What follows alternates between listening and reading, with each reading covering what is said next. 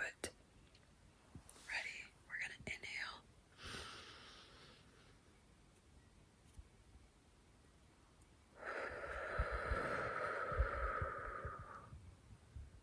Okay, again.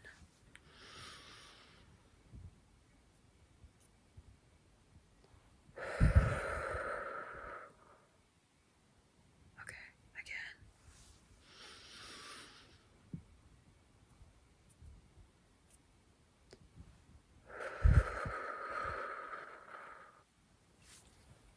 Okay, thank you for doing that with me. I might have to have like a little snack after this, I'm not gonna lie. Like a little late night snack. Yeah. Well, I think that I'm going to say some affirmations for you.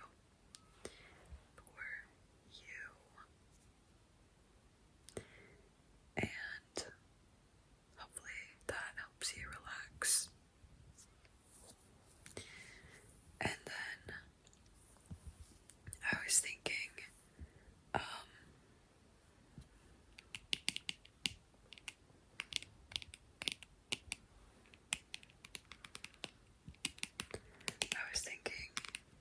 you could listen to me read. I got distracted. I got very, very distracted.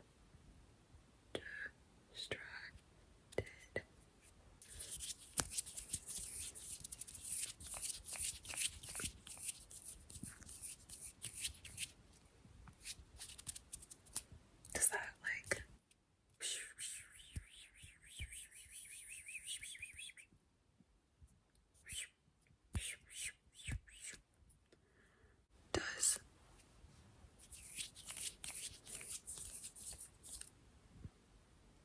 Does my wrist cracking gross you out? I'm sorry. I'm sorry. I'm sorry. I'm sorry. Okay. This is all over the place. For real. Who gave me my third cup of coffee today? Who did that? Who has free will?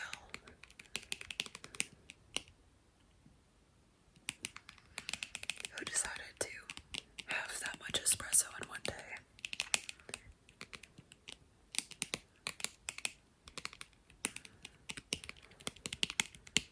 I don't know why this is like so satisfying right now.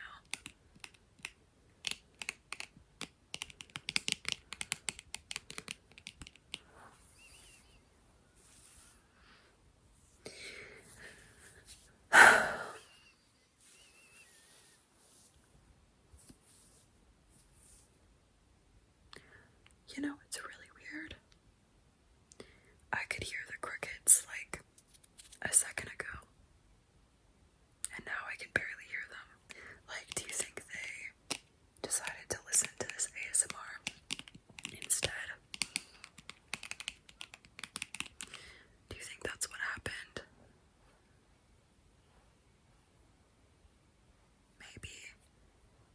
Maybe that's what happened.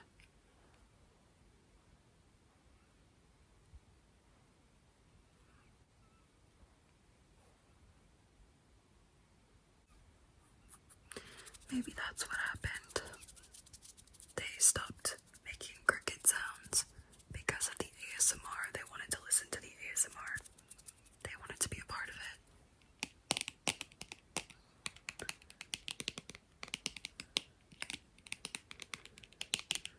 I honestly like the sound of my regular nails without acrylics, too. Fun fact, this is a birthmark, not dirt, if you were wondering. If you were wondering, you know.